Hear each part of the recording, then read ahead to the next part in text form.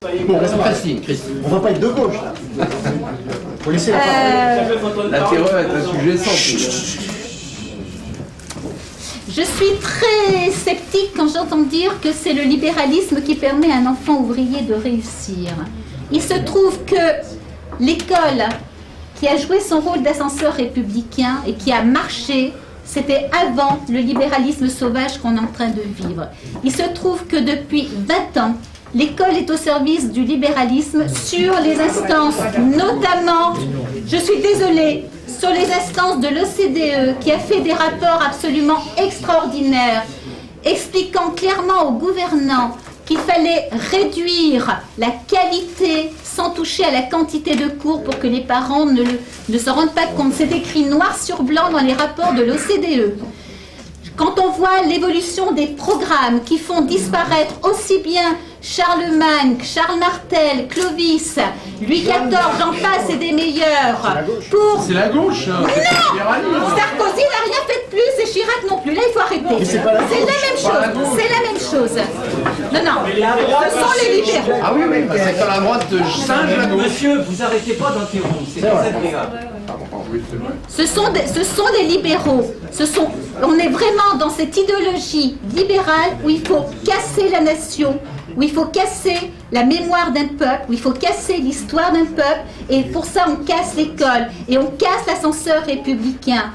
On casse notamment l'ascenseur républicain en faisant en sorte d'abaisser les exigences pour ne pas faire sortir des élites, ce qui nous oblige, à limiter nos exigences en termes de salaire, parce que quand vous avez 80% d'une classe d'âge qui arrive au bac et que ces 80% d'une classe d'âge ne sont pas capables d'assumer ni une formation ni un métier, forcément la qualification baisse.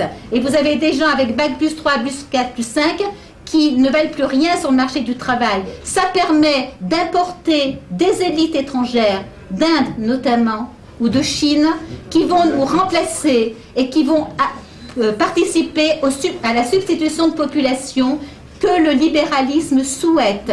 Donc je suis désolée, le libéralisme fait vraiment le jeu d'une école au rabais, qui n'est plus l'école républicaine et qui ne fait plus le jeu de l'ouvrier. Le fils d'ouvrier n'a plus les moyens de s'en sortir actuellement à cause du libéralisme, je le maintiens. Et pour conclure, après il y aura les questions du public. Alors, vous avez dit tellement de choses, je ne sais plus. Il y a trop de choses à traiter pour conclure. Ah oui, le libéralisme n'est pas anti-islam. Mais voyons, j'aimerais comprendre pourquoi, par exemple, l'ambassadeur des États-Unis mène une campagne effrénée en France pour promouvoir la diversité, la société multiculturelle et l'islam. Au service de quoi? C'est pour faire beau sans doute. C'est un ambassadeur qui applique les choses. Quand vous entendez un Obama qui fait dans ses discours la promotion de l'islam et qui critique clairement la France pour sa loi sur la burqa et sur l'interdiction du voile dans les écoles, vous pouvez vous poser aussi des questions, vous demandez s'il n'y a pas un rapport étroit entre le libéralisme et l'islam. Mais non, là on n'en est pas là. On est vraiment dans quelque chose de fondamental. Tout simplement, si vous avez, là je termine, donc si vous avez des lois, si vous avez une nation avec des syndicats, avec une loi qui est la même pour tout le monde, c'est beaucoup plus difficile de leur imposer des dictats, des inégalités, de l'exploitation, que si vous avez des gens qui n'obéissent qu'à Allah et puis à l'imam. Voilà. Merci. Alors, il nous reste 15 bonnes minutes pour des questions. Donc, monsieur a levé la main en premier. Vous voulez vous rapprocher du micro pour qu'on vous entende ou pas? Jusqu'à 21h30. Non, parce qu'à 21h30, on doit libérer. Déjà, juste une petite parenthèse, une critique, il aurait fallu peut-être avoir un petit quart d'heure pour définir les notions, parce que le libéralisme, c'est pas ce que vous décrivez. Le libéralisme, c'est d'abord l'entrepreneur, celui qui se prend en charge, alors que tout ce que vous m'avez décrit, Obama qui est un travailleur social, donc qui est un fonctionnaire de carrière, donc l'OCDE et tous ces gens sont des fonctionnaires, ils n'ont jamais vu le vrai travail. Le vrai travail, ça va pas. Oui, le vrai travail, j'assume. Aussi bien Pétain à Verdun a fait des choses bien, aussi bien qu'il a fait des choses mal. C'est pas le point. Le vrai propos et la ligne, c'est la dame qui l'a bien donné, mais je trouve qu'elle n'allait pas jusqu'au bout. C'est l'islam prospère en France sur le terreau et le vide créé par la République, le vide spirituel créé par la République. On ne peut pas enlever la notion de transcendance et se plaindre après de l'avancée d'une nouvelle transcendance. Parce que la République ne peut pas remplir le cœur d'un homme. Mais Le cœur d'un homme est rempli par une transcendance. Et donc la transcendance... Quel rapport avec le sujet? Justement, le libéralisme, c'est la transcendance. C'est l'envie de dire que demain sera mieux. C'est la poursuite, comme le dit bien les Américains, la poursuite du bonheur. Mais le bonheur ne peut pas être commun. Chacun a son bonheur personnel. Alors, quelle est votre question? Ma question, donc, sur le sujet, c'était de définir les termes, mais c'était de dire la gauche ne peut pas être le camp du bien, pour la simple raison que dans la gauche définie, c'est le fonctionnariat. Et le fonctionnariat, c'est le parasite qui vit aux dépens du travailleur. Mais quelle est la question? Pensez-vous que justement, la gauche dont vous parlez, le libéralisme dont vous parlez, n'est-il pas en fait le nom que vous avez donné au système administratif qui nous contrôle? Le libéralisme est mis en œuvre par un système administratif. C'est clair, que ce soit à Bruxelles, que ce soit à l'OMC, ce sont bien des administratifs qui appliquent une certaine idéologie et qui nous l'imposent. Qu'est-ce que vous appelez libéralisme, vous, alors? Qu'est-ce que vous mettez dans le mot libéralisme, en fait? Le libéralisme, c'est une société qui est fondée sur la concurrence libre et non faussée, et la libre circulation des biens et des marchandises. C'est en gros ce que vous avez sur le traité qui a été ratifié en février 2008. Est-ce que quelqu'un d'autre veut répondre à la question de monsieur ou on passe à une autre question? Vous voulez répondre? Et autre question? J'ai vu au fond, oui, une main se lever, mais il ne se lève plus. Alors, ah oui, vous, monsieur. C'était un complément d'info, j'ai partagé. Je partage beaucoup de choses qui ont été dites. Je veux dire deux choses. La première, c'est que le camp du bien, il a une genèse, et vous l'avez très bien montré, madame. C'est que, en effet, c'est l'OPA intellectuel de la gauche, avec un grand G, sur l'héritage de la Révolution. L'héritage de la Révolution, là où je rejoins monsieur, il est d'abord et avant tout celui de la liberté. C'est celui de la liberté. Et en effet, le libéralisme, monsieur avait raison, c'est une idéologie, comme vous dites, mais c'est surtout une grande idée française, issue de la Révolution. La Révolution, l'héritage dont vous parlez, c'est le jacobinisme. C'est la terreur, c'est en effet l'État peut tout, c'est la centralisation, c'est l'État va penser, va faire, va organiser la vie à la place du citoyen. Alors quelle est la Ça, question? cet héritage-là, vous l'avez tout à fait bien incarné, et finalement, la gauche, au cours de ses histoires, et de son histoire contemporaine, l'incarne parfaitement bien. Alors quelle est la question? Là où je vois monsieur, c'est que... On fait une question. Oui, là où je vois monsieur, c'est qu'en fait l'histoire de la gauche au 19e, c'est la lutte contre une transcendance, qui est la transcendance du catholicisme, par une autre transcendance, qui est en fait la morale, et la morale laïque, qui est extrêmement d'actualité aujourd'hui. On va remplacer une transcendance qui est celle de la liberté. Et si on, non, il faut une question, là, parce que pas de question. Ne pensez-vous pas, chère madame, que la transcendance de la gauche est celle de la terreur, et celle d'un État qui peut tout? La transcendance de la gauche, c'est cet héritage-là. N'est-il pas cet héritage-là? L'État pense et organise la vie à la place du citoyen par rapport à une autre transcendance qui est celui de la liberté, héritage de la Révolution et quelque part de quelques siècles du catholicisme. Pas du tout, je persiste et signe, à savoir que la gauche commence bien en 1789 et non pas en 1793. Ça, c'est une vision très personnelle de monsieur. Le libéralisme politique a accouché du libéralisme économique qu'on a vu au XIXe siècle et qui a été tout à fait positif et qui est maintenant accouché d'un monstre. Un monstre parce qu'il est à l'échelle de la mondialisation et qu'il fait tout simplement disparaître le peuple. C'est tout simple. À partir du moment où vous avez quelque chose qui fonctionne à l'échelle de la planète, le peuple n'a plus la main parce que ça n'est plus possible. Tout simplement, quand vous avez 90% des lois votées au Parlement qui sont simplement le fait des transpositions des directives de Bruxelles, à quoi sert le peuple, à quoi sert la représentation? Point barre, c'est tout. Voilà. Alors, bravo, Christine. Alors, moi je voulais répondre, quand vous parlez des fonctionnaires européens, vous parlez de techno, quoi. Et un techno, ben, c'est pas... je me reconnais pas dans un techno. C'est des types qui n'ont jamais mis les pieds dans une entreprise, ne connaissent pas la vie, sortent de l'ENA. D'ailleurs, moi j'ai fait un article très récemment où je demandais la suppression de l'ENA.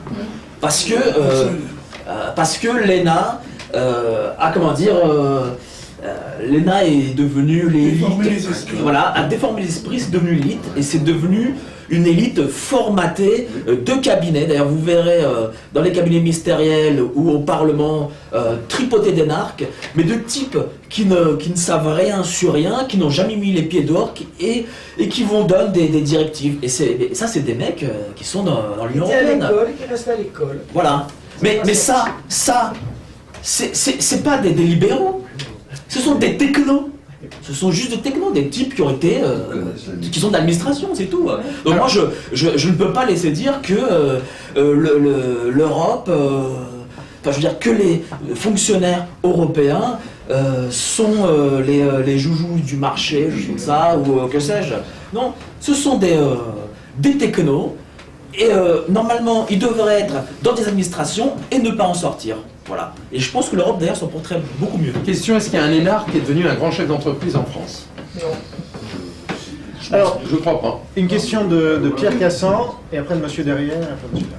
Oui, moi juste, pour moi, il y a vraiment deux camps du mal. C'est d'abord le totalitarisme soviétique, stalinien, où il n'y a absolument aucune liberté d'entreprise, où même le boulanger, il faut qu'il fasse un plan presque quinquennal pour sortir ses pains. Bon, ça, je veux pas de ce modèle-là, mais je veux pas non plus du modèle que je considère comme le modèle ultralibéral, où là, quelque part, il n'y a plus du tout aucune protection sociale. Et moi, j'aimerais interroger un petit peu les trois personnes, en étant concret, les trois personnes qui se réclament du libéralisme. Par exemple, je vous ai entendu parler de mondialisation. Considérez-vous qu'aujourd'hui, le fait qu'il y ait des conventions collectives dans les entreprises, avec des salaires minima, considérez-vous que c'est un obstacle à la libre concurrence et qu'il faudrait, comme certains des vôtres le disaient dans les années 1980, au nom de la liberté, qui est quand même un petit peu la liberté du renard dans le poulailler, qu'il faudrait qu'il y ait un rapport entre le salarié qui va voir le patron et que le patron peut décider lui-même à quelles conditions il va faire travailler le salarié. Considérez-vous que vous êtes pour cette liberté ou que malgré tout les carcans qu'impose la loi, qu'imposent les conquêtes sociales sont nécessaires à conserver? Considérez-vous que sur les retraites, considérez-vous qu'il faudrait privatiser totalement le système des retraites et remettre en cause le système des retraites solidaires? Et considérez-vous, pour terminer, que par exemple sur la santé, où il y a également pas mal des vôtres, qui pensent que la santé, si elle était totalement aux mains du marché et pas du tout aux mains de l'État, ça marcherait mieux. Je pense que c'est trois questions concrètes qui méritent des réponses. On va essayer de se répartir les réponses, donc il y a trois questions, trois réponses. Qui veut prendre les retraites? Je vais prendre les retraites. Écoutez, on sait tous que les retraites par répartition, ça marche pas. Non, ça ne marche pas. Je vais vous dire... On va pas marcher longtemps. Il ne marchera pas longtemps. D'accord, mais combien de retraités vivent seulement avec le minimum retraite? Je pose la question. Énormément. La plupart. Enfin, beaucoup en tout cas. Là, on paye les années Mitterrand qui a absurdement fait passer de 65 à 60 ans au moment où les autres pays européens, voyant le mur du choc démographique arriver, faisaient l'inverse. C'est évident qu'il faut allonger la durée de vie. Et vous avez vu l'attitude de la gauche quand Sarkozy, courageusement, a fait sa réforme des retraites. On aime ou on n'aime pas ça. Le modèle que vous proposez, c'est que les gens travaillent jusqu'à 70 ans. En Allemagne, on va passer à 67. D'accord. Mais on va passer à 67. Mais c'est normal. C'est normal, la vie s'allonge. Écoutez, aujourd'hui vous travaillez jusqu'à 62 ans à peu près. Mais combien de personnes touchent des retraites de 500-600 euros actuellement? Combien de personnes touchent 500-600 euros? Et ça serait zéro s'il n'y avait pas de système de Pas du tout, c'est fou. Les Américains justement, touchent pas 0 euros. Alors qu'ils ont des fonds de pension. Oui, fonds de pension, oui. Donc nous, on supprime des entreprises pour qu'ils puissent avoir une retraite. C'est génial. Pour les fonctionnaires. Pour les fonctionnaires. Uniquement pour les fonctionnaires. C'est génial. La gauche est géniale. Mais les fonds de pension déjà permettraient de capitaliser un peu plus peut-être la société française, s'il y avait des fonds de pension peut-être régionaux. Bah, bien sûr, des prédateurs. Donc vous pensez qu'il faut mettre fin au système de retraite par répartition? Non, il faudrait personnellement, oui. un double système. J'entends. Vous pensez qu'il faut arrêter le système par répartition? Ça va exploser. Hein, Mais écoutez, moi je vais vous dire une chose. Il y avait deux autres questions. On parle de solidarité, mais je veux dire, personne. Enfin, il faut dire les choses. On dit voilà, les générations payent pour les autres générations. Mais regardez, combien nous, par exemple, de personnes de ma génération payons pour les générations. Excusez-moi. Égoïste. Non, mais c'est ça. C'est quoi qu'elle est? Oui, mais ce que je veux dire, c'est que ce système n'est plus viable. Madoff. Ce système n'est plus viable. La démographie. C'est vrai, c'est la pyramide de Ponzi. Mais alors, qu'est-ce que vous proposez? Ben, moi, je propose des fonds de pension. Des fonds de capitalisation français, mais bien contrôlés et pas qu'ils fassent pas n'importe quoi. Pourquoi américain? Pas les seuls. Pourquoi américain? On peut créer des fonds de pension français. Mais c'est interdit. C'est interdit par la gauche et la droite de pension. Pourquoi les fonctionnaires ont droit au fonds de pension et pas les gens du privé? Essayons d'être concrets et précis. Il reste deux questions qu'a posées Pierre. Oui, il y a deux autres questions. La convention, Je les rappelle Pierre parce que tu les as dites. Donc conquête sociale et salariat. Et totalitarisme stalinien. Alors pour le salariat, je voudrais juste dire un mot. C'est effectivement un grand débat qui traverse la gauche, un peu la droite aussi. En Allemagne, il n'y a plus de salaire minimum. Il n'y a pas de salaire minimum. Il n'y en a jamais eu. En Allemagne, c'est le plein emploi. Certes, il y a 2 ou 3 millions de gens qui ont des minimums, alors le coût de 1 euro de l'heure, etc.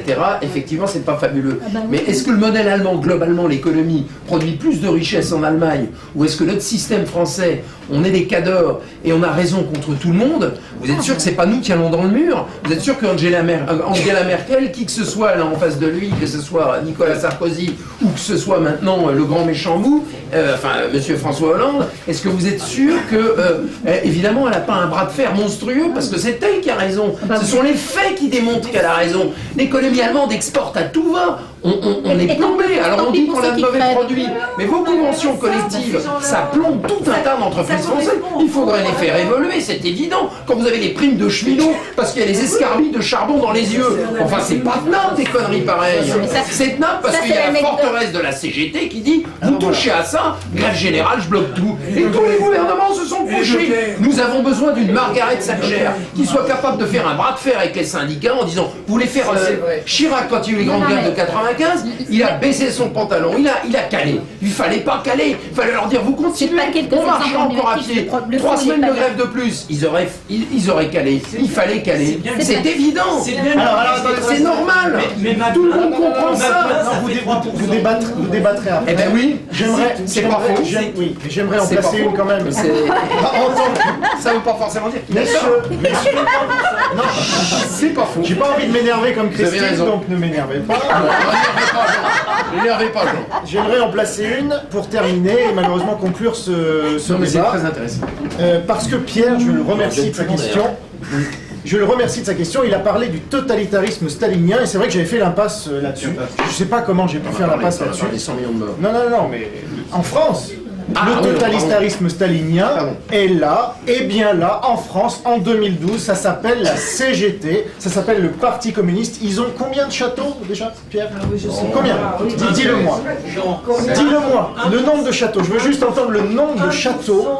Non, je veux juste entendre le nombre de châteaux, mais tu peux pas me le dire. Parce que la gauche, c'est ça le problème des gens de gauche.